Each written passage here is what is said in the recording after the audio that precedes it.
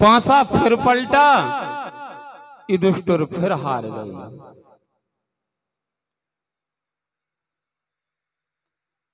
अब भैया दुर्योधन बहुत जोर से हंसने लगा, कहने लगा भैया और क्या, कुछ और लगाओ।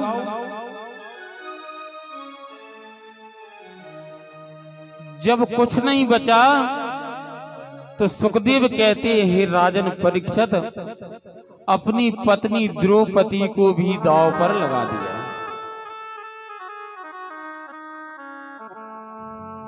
और जैसे ही द्रौपदी के लिए दांव पर लगाया, पांसा फिर पलटा, द्रौपदी को भी हार गए। और द्रौपदी को जैसे ही हारे, दुर्योधन हंसने लगा। दुर्योधन नाम अभिमान का है, जिसके अंदर अभिमान होता है वो भैया दुर्योधन है। जिसके अंदर अभिमान हो, जो नीति और अनीति को ना जाने, वही तो दुर्योधन है। आज भी दुर्योधन है, आज भी युधिष्ठिर हैं, आज भी शकुनी हैं। भाई जो जिस नीति को अपना ले, जो जिस नीति पर चले, जो जिसकी बात को मान करके चले, वही तो उसमें गुण हो जाती है ना। सुखदेव कहते हैं, हे राजन परीक्षित, जब द्रौपदी के लिए हारे, दुर्योधन हंसा और हंस करके दुशासन से कहने लगा, बोले भैया जाइए और द्रौपदी के लिए पकड़ करके सभा में लाइए। सुखदेव कहते, राजन परीक्षित, दुशासन चला, महल में पहुंचा। द्रौपदी अपने केशों को खोली थी।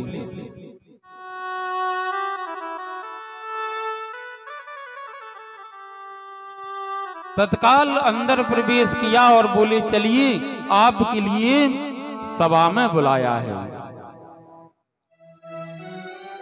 द्रौपदी ने कहा, ऐसा नहीं हो सकता है भाई, जहां पुरुष बैठे हो, जहां सभा लगी हो, जहां महापुरुष बैठे हो, वहां स्त्रियों का कोई काम नहीं है।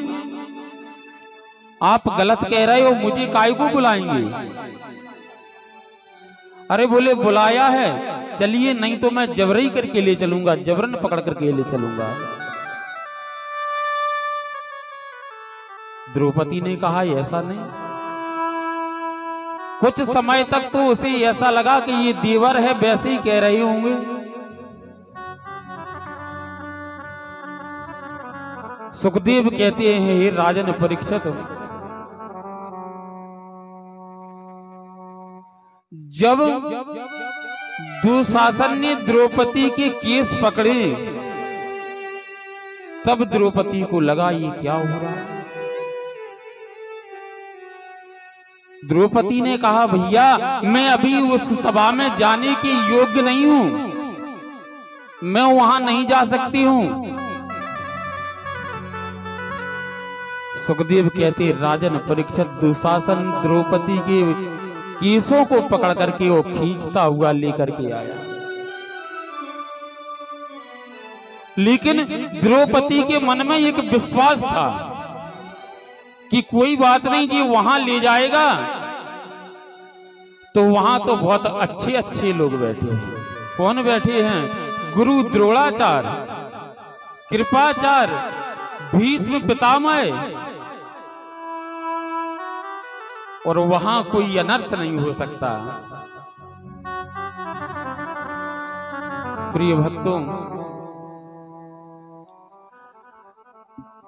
जहां नारी का सम्मान नहीं होता है, जहां नारी को सताई जाती है, समझिए वहां भगवान का निवास हो ही नहीं सकता।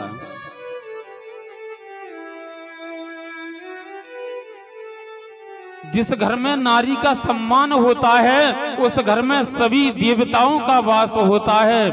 लक्ष्मी वहां वास करती है, रिद्धि सिद्धि वहां वास करती है, गणेश वहां वास करते हैं। और जिस घर में कलह हो, नारी का सम्मान ना हो, वो घर घर नहीं है, वो घर तो भैया शमशान है।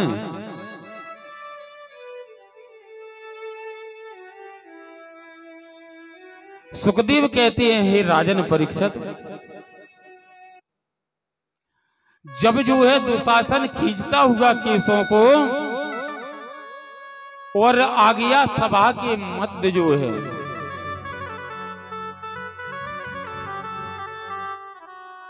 द्रौपदी खड़ी है। सुखदेव कहते हैं, हे राजन परीक्षित, दुर्योधन ने तत्काल आदेश किया, बोले दुशासन इसकी साड़ी के लिए खींच करके और मेरी जंगा पर इसे बैठा दो। सुखदेव कहते, राजन परीक्षित, जब इस बात के लिए द्रौपदी ने सुना, द्रौपदी घबरा गई, ये क्या हो रहा है। फिर भी अपने मन को सांत्वना दी, बोले क्या ही सकते हैं, कर थोड़ सकते हैं। यहाँ पितामह बैठे हैं और पता भीष्म पितामह कैसे थे, जिनकी इच्छा मृत्यु है, कोई मारने वाला नहीं है भीष्म पितामह के लिए, अपनी इच्छा से मरेंगे। ऐसे महापुरुष सभा में विराजे हैं, गुरुजन भी वहां बैठे हैं। द्रौपदी ने सबसे पहले गुरु की तरफ देखा, गुरुजी अपनी गर्दन नीचे किए हैं।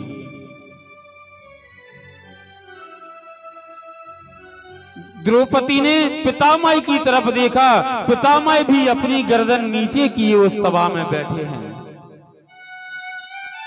सुखदेव कहते हैं, हे राजन परीक्षित, द्रौपदी को लगा कि ये कायर हो सकते हैं तो मेरे पति कायर तो नहीं हो सकते। जैसे ही जो है उसने पांडवों की तरफ देखा तो पांडव भी अपना सिर नीचे किए बैठे। सुखदेव कहते हैं, हे राजन परीक्षित, जैसे ही दुर्योधन ने आदेश किया, दुशासन ने साड़ी खींचना प्रारंभ किया। जैसे ही साड़ी को खींचना प्रारंभ किया, अब द्रौपदी समझी, हे भगवान, बड़ा अनर्थ होने वाला है। प्रिय भक्तों, द्रौपदी ने ध्यान किया भगवान का।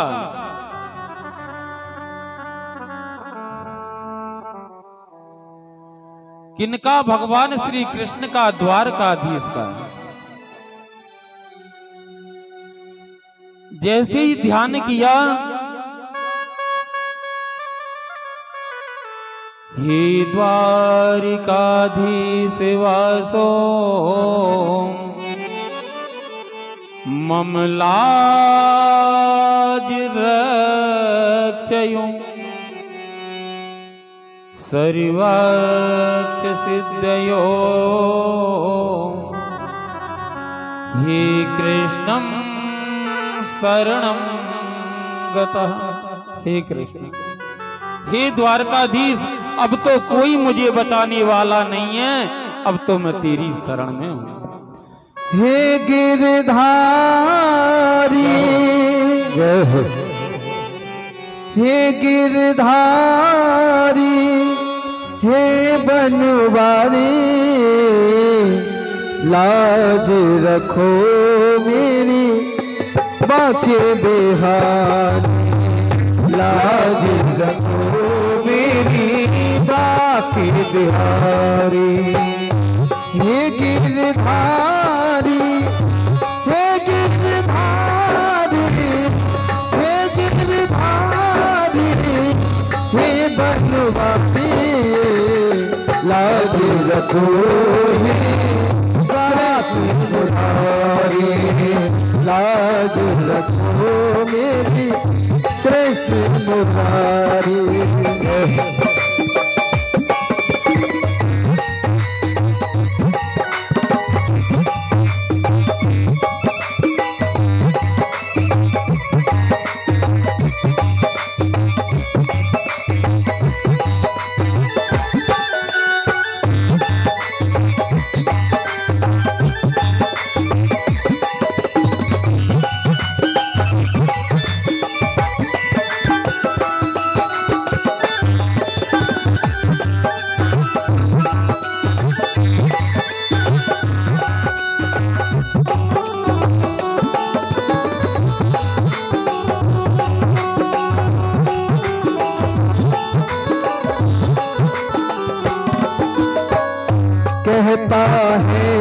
खुद को बलशाली, कहता है खुद को बलशाली, कहता है खुद को बलशाली, कहता है खुद को बलशाली, कहता है खुद को बलशाली, कहता है खुद को बलशाली, खींच रहा है अब लाखी सारी, लाज रखो कृष्ण मुरारी, लाज रखो गाके बिहारी।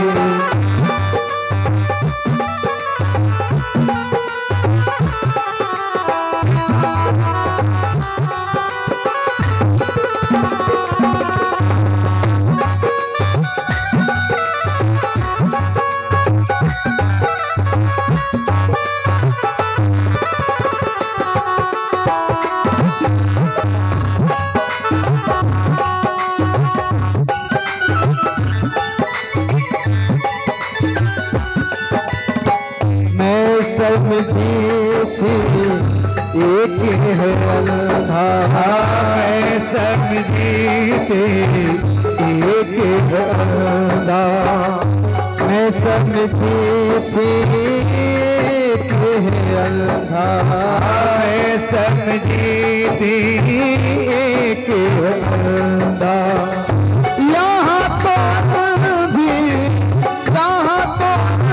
भी सभा है सारी, लाज रखो कृष्ण मुरारी, लाज रखो गाके बिहारी। जय हो हरि बोल।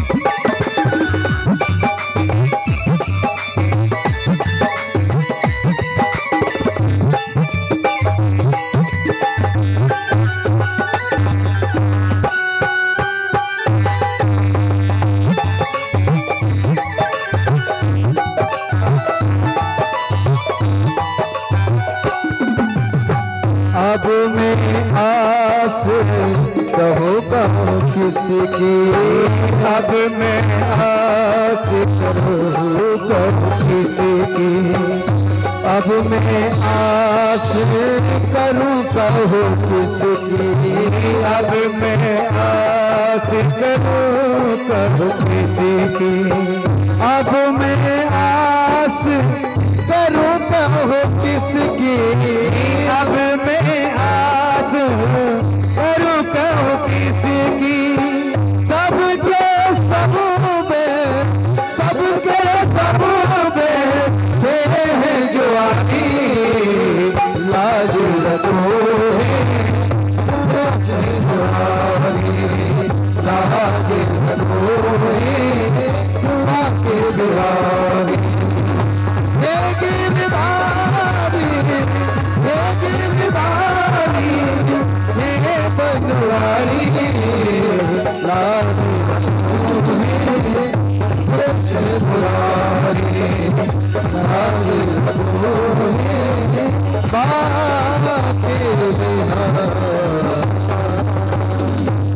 बोलबा के बिहारी लाल की।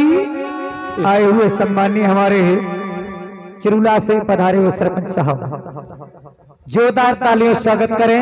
बहुत बहुत साधुवाद, धन्यवाद। श्री राधे। देखिए द्रौपदी जो है अब किसको पुकार रही है? भगवान को। वो समझ गई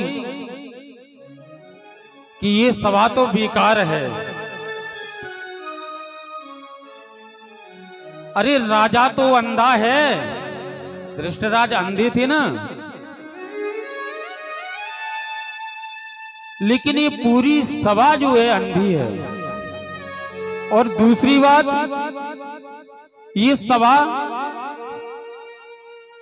किसकी सभा है? बोले ये सभा अच्छी सभा नहीं है, ये सभा तो जुआड़ियों की सभा है।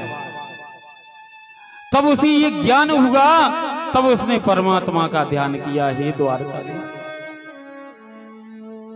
अब भगवान ने कहा, द्रौपदी तूने तो बड़ी गड़बड़ कर दी, तूने मुझे बुलाया तो कहां से बुलाया? द्वारका से। अरे मैं तो हर जगह हूं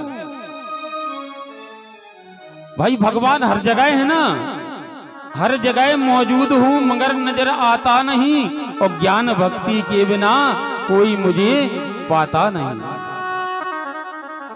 भगवान हर जगह है, हरि व्यापक सर्वत्र समाना, और प्रेम ति प्रकट हुई में जाना। लेकिन तूने मुझे नाम से पुकारा कि हे द्वारकाधीश। तो सुखदेव कहते हे राजन परीक्षित मेरे कन्हैया, देखिए इधर तो दुशासन साड़ी खींच रहा है, और मेरे भगवान द्वारका गए, और द्वारका से आकर के हस्तिनापुर में आ गए, और साड़ी बढ़ा दी मेरे भगवान ने। भगवान श्री कृष्ण स्वयं बसन रूप बन गए हैं। सुखदेव कहते हैं हे राजन परीक्षित, दुशासन साड़ी को खींच रहा है, लेकिन उसके मन में ये नहीं लग रहा है कि इतनी बड़ी साड़ी कहां से आ गई। साड़ी का पहाड़ लग गया। द्रौपदी हाथ जोड़ करके और भगवान का ध्यान कर रही है।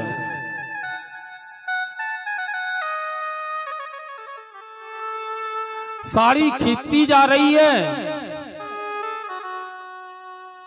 सुखदेव कहते हैं हे राजन परीक्षित, वो दुशासन जिसकी भुजाओं में 10,000 हाथियों का बल था। दुशासन कोई साधारण योद्धा नहीं था। हम आप जैसा नहीं था कि 20 किलो का वजन नहीं उठा पाते। आज लोग जो है 20 किलो उठाने में सोचते हैं, और वो दुशासन ऐसा जिसकी भुजाओं में बल के हाथियों को पकड़ करके आकाश में फेंकने वाला योद्धा आज साड़ी खींचते खींचते थक गया। सुखदेव कहते हैं हे राजन परीक्षित, मूर्छित होकर के जमीन पर गिर पड़ा।